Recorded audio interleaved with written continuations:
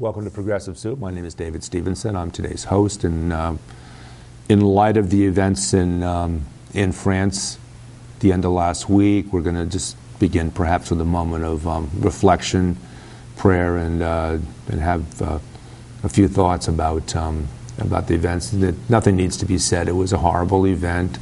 Brutal activities went on, and we're hopefully come out of it stronger and more vibrant and more willing to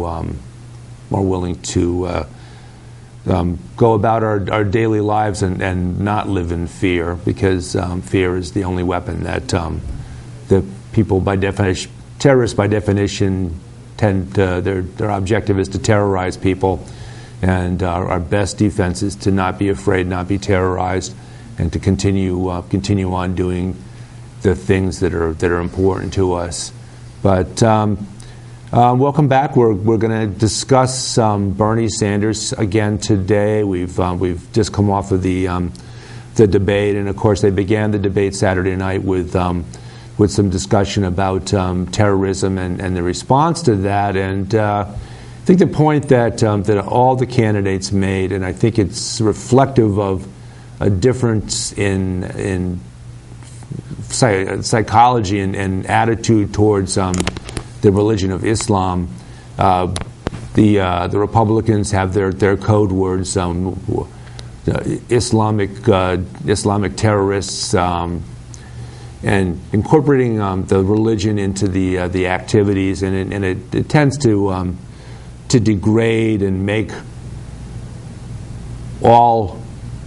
It gives the impression that all people that are Muslim are somehow involved in and responsible for the terrorism that goes on by a few. And I guess if any of you read about an activity by a little group called the Ku Klux Klan, who brand themselves as being devoutly Christian and devoutly religious, which incites them to do the things that they do, which is very similar to the things that ISIS does and other terrorist groups in the world. You know, if maybe the next time the Ku Klux Klan does their next act of terror, maybe in all fairness, all Christians should be required to apologize to the rest of the world and to get in on the discussion and brand them as terrorists, because terror is terror is terror. Terror is terror as terror you're absolutely right, Dave. It's unbelievable. Religion is usurped by radical groups, and it's manipulated for their own purposes. Yeah, a lot of people on Earth are consider themselves not religious simply because they're disgusted by things that are unspeakable acts that are perpetrated in the name of one religion or the other. Now, in the case of France, first of all, my heart goes out to those people that have been inflicted, with such pain and sorrow. It's horrible, but it's also a time of reflection, serious reflection. What's going on? Why is it going on? How can we better understand what's going on so that we can deal with it in the best possible fashion? France has a certain cultural conflict right now. France has a cultural conflict that, fortunately for us, we don't really have. And if we do, it's certainly not to the same degree. But there are politicians on the right, that are advocating for reactionary policies, policies that we once considered to be unnecessary. They feel they want to bring back. France has certain laws that restrict individuals from religious expressions. They discourage Jews from wearing yarmulkes. They discourage Christians from wearing big crosses. And in particular, they single out Muslims in terms of headscarves. Muslim women with their headscarves, right. yeah. Now, I've heard that Muslim women react against that. They're not permitted to show their hair, so they shave their heads. I mean, maybe there should be some more cultural understanding, and if there were more cultural understanding, perhaps young people would not be as easily radicalized. But that's a situation that the French have to reflect upon. That's where they're at. If I'm hearing if I'm hearing the notion of being in favor of allowing people to express their religious heritage, I'm for that. I think that's a good thing. I think wearing of a large cross, or wearing of a yarmulke, or wearing of something that reflects Muslim heritage and religious beliefs, because the religions are all almost exclusively good. Almost exclusively good. Religions do a lot of good. There's some nuts out there in every religion. I mean, religion is like a two-edged sword. Yeah. You know, religion can be a force of great good, and it could be a force of great evil. It depends on who's wielding the sword. Now, just to follow my thinking on this, it was the mayor of New York, de Blasio. De Blasio, yep. Yeah, he advocated not doing the kind of surveillance, not doing the kind of invasive operations that the police department were doing on mosques. They need to get information. You know, security is a number one priority. We can't, but at the same time, we cannot limit people's religious freedoms. I'm with that. Yeah. So he kind of felt let's lay off the Muslim community. Let's cut this stuff out. Let's stop infiltrating them. And it's a good move, and I'll tell you why. There are Muslim families, Muslim citizens in this country, and these are good American citizens. They're out there, and they're true patriots. Sure, and they probably, in fact, they probably do. They're probably, as immigrants tend to be, at least when immigrants come here, they tend to be the most patriotic American, and they're quicker to point out when somebody that looks like them is doing wrong. You're absolutely right, and I'll tell you, they do not want to have any kind of reactionary consequence that would be adverse to them because some Muslim, decided to create some sort of an atrocity.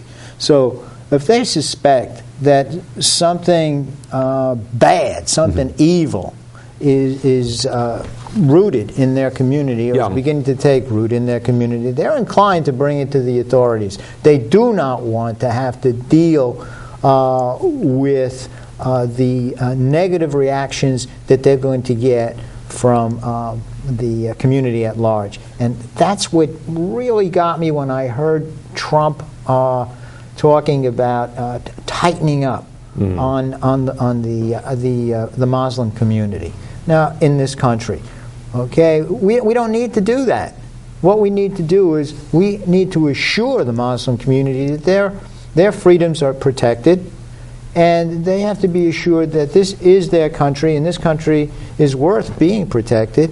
And they, in turn, will be working with us, and we need them even more. And I'll tell you why. I think that the term that was used during the Democratic debate was, in fact, I think it was Governor O'Malley first pointed that out, but it seemed to be universally recognized amongst the candidates was that the Muslim community is our first line of defense against terrorism by people that ascribe to being Muslims. And you don't hear anything, much of anything, but certainly probably not anything about certain events where Muslims turn folks in, turn other Muslims in that they think might be going to do us harm, because they have to. We can't point out who they are. We can't interview them. We can't point out who they are, because that would take away from their ability to continue to step up to the plate and tell on folks that look like them but don't think like them, and could be a danger to the community at large. And also, they have to be. Those sources have to be kept secure, because if they're pointed out, then the bad guys will know who they want to go after, and that's certainly not going to help us. So they're sort of like detectives in the sense that they're undercover. They're taking the opportunity to point out suspected behavior. Sure. It's obvious. Now, what's happened is there's been a bit of a crimp in our security operations.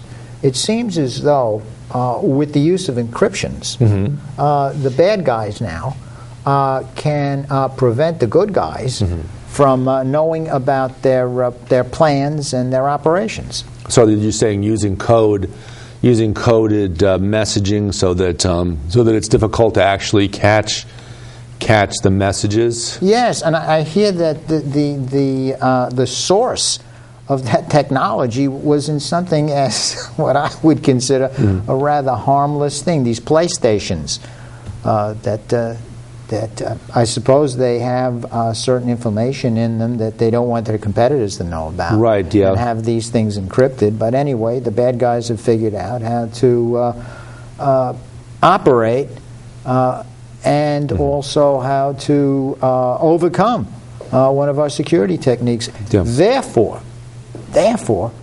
we have to be even more reliant on the goodwill of our Muslim citizens. That's the best, and I think it's fair to point out again that they are citizens of the community are always our best measure against those that would do harm to other people. And in France, it's not so much the established older generation of Muslims living in the country. It's the young people that they become radicalized. And I think that's not. I don't want to use the term normal, because I think that's not the right term to use. But normal I think it's, in what respect? I think it's more likely. Let's just say I think it's more likely that youngsters will tend to feel the angst that older folks have become more accepting of and recognize as part of the daily life. Well, I'm not talking about that. I'm talking about that whole policy of not allowing the women to wear their headscarves. Right. All right, it's like, hey, what did they do that for? Okay, that's not fair. We're not being treated like equal. So young people are more likely to rebel against that. Well, that's what I'm trying to say. They're going to rebel against that. That's why I think we got to really think twice before we enact any of those kinds of measures in this country.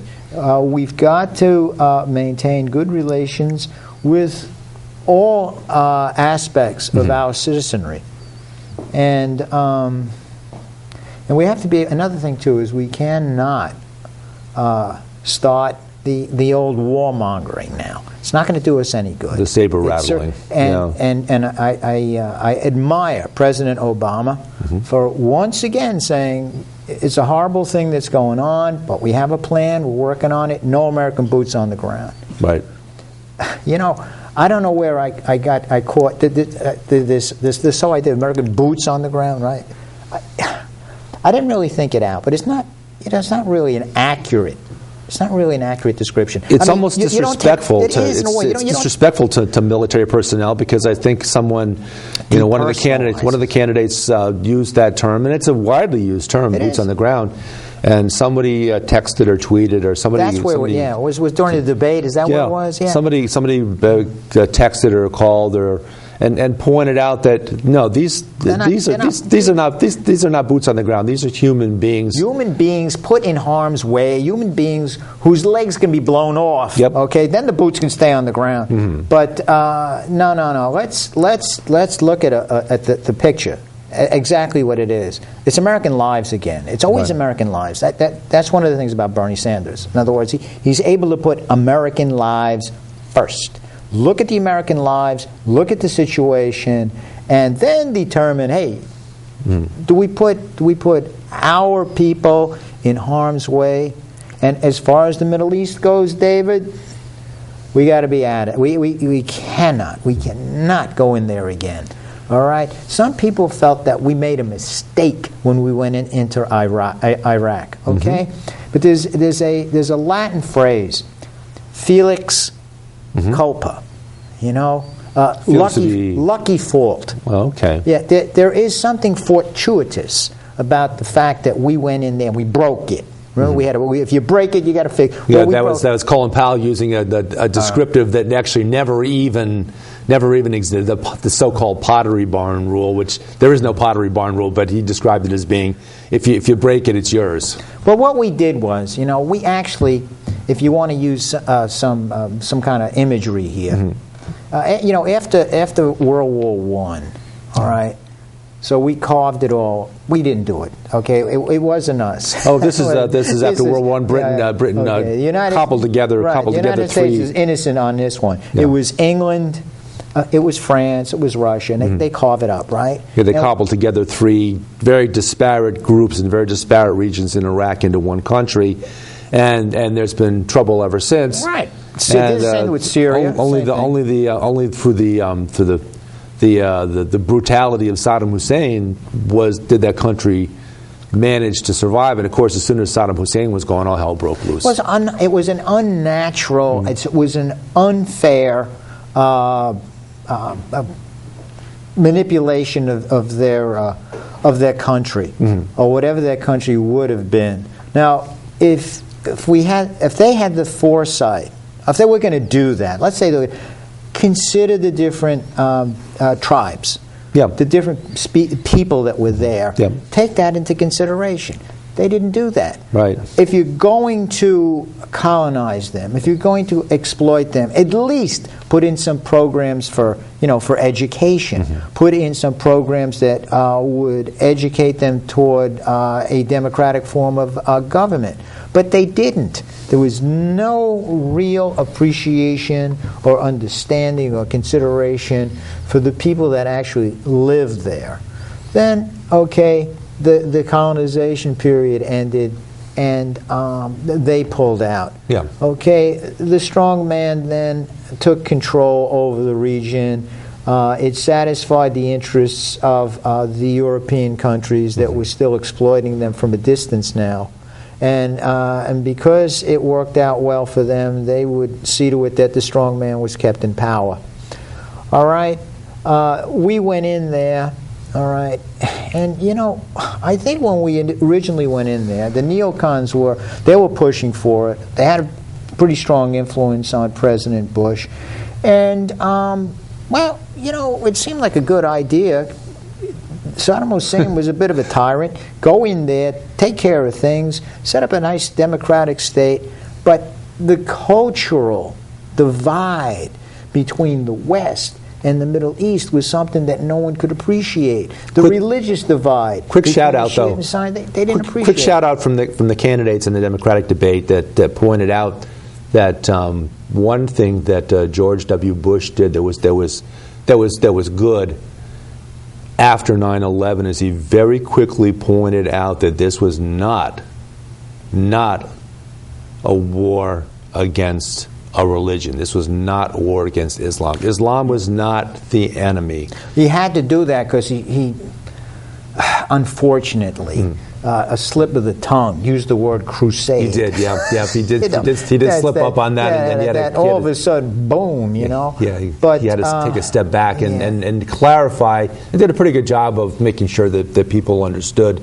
that at least the official role of the United States had nothing. The invasion had nothing to do with religion. But here's the Felix culpa now. Here's the lucky fault. Yeah. All right. The strong man gets knocked out of power. There's an unsuccessful attempt to create a democratic situation.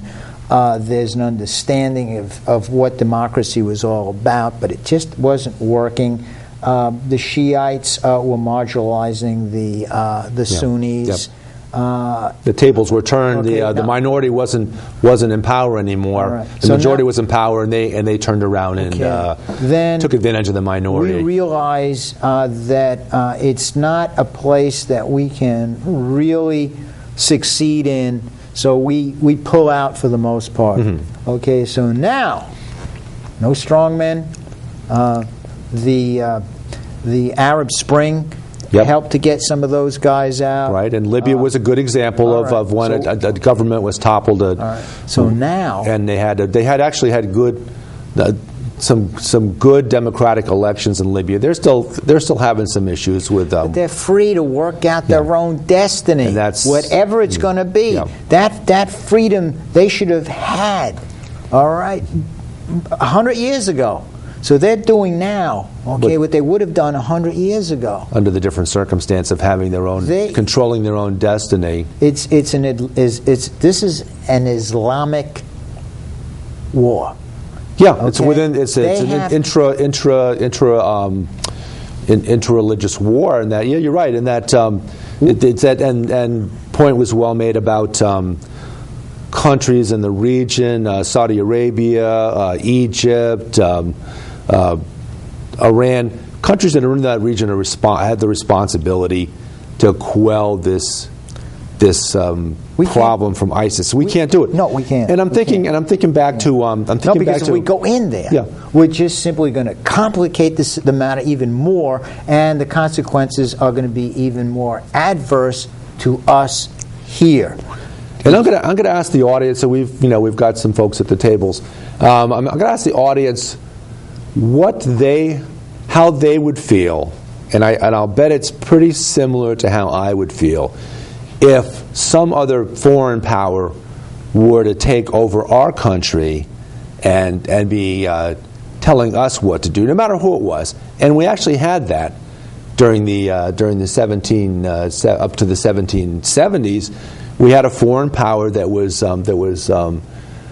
dictating our lives from across the Atlantic Ocean, and it didn't go over very well with the colonists, with our forefathers, our forebears. It didn't, because at one time, we felt, even though we were colonists of England, we felt that we were also equal to the English citizenry, and should have determined, and we're bound to determine our own destiny. Which, as we know, we did. We did. I mean, it was unfair taxes. Yeah. All right. We started being exploited, very much like some of the other parts of the British Empire were being exploited by Mother England, and the colonists, being English themselves, were more aware of what the king was trying to do, and a good number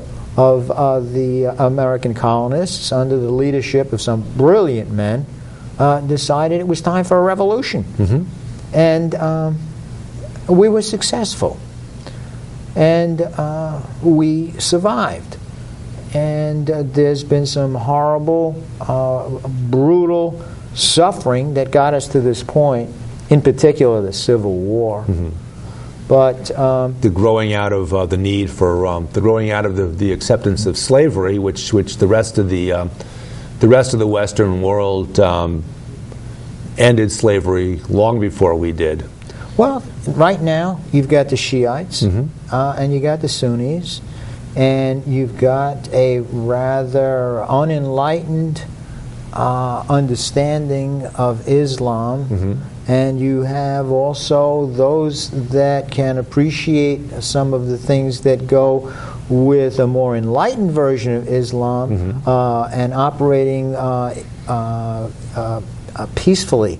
All right, in the modern world, but they've got to work it out. Yeah, Islam's no different than Christianity, and that Christianity has many different disparate groups that have very different outlooks on the world. But neither one, okay, of the various disparities in Christianity or in Judaism, for that matter, actually attempt to violently oppress the other. Well, I don't know if maybe maybe it's not so apparent, but I think there's a lot of that goes on. They don't take arms against each other, not shooting each other. See, you're not Irish. You don't know. You're not Irish, so you don't remember that. You don't remember that stuff. The Irish Protestants and Catholics. Hasn't that calmed down? Oh my God, yes. It's like 1994, the peace accord, and then things have been. We've had a pretty good 20-year period in Ireland where we're getting to the point where most of the folks that were harmed or did the harming, they've passed away, and the generations of removal from that point has brought relative calm to. So there's remnants of it. There's still remnants of it. Well, there may be remnants of the Shiite and the Sunni conflict at some time in the future, but I don't think it's going to take them 100 years to work it out. It didn't take the Irish 100 years. The Irish have done well for about 20 years. But you're right. But it did take Ireland about almost 100 years to get to that point where they recognize. I think their recognition was, and I hate to belittle England, but I'm going to belittle England again, the British Empire.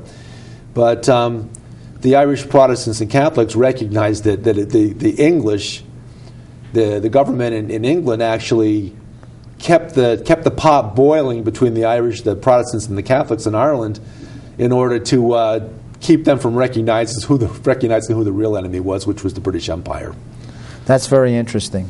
They were the bad guys, I think we've all gotten past that now. And I was talking to Kurt and Richard. We're going to have to take a break now, I think, and we're going to have to grab us some soup, and then we're going to come back and we're going to continue the discussion. Oh, soup! Wow.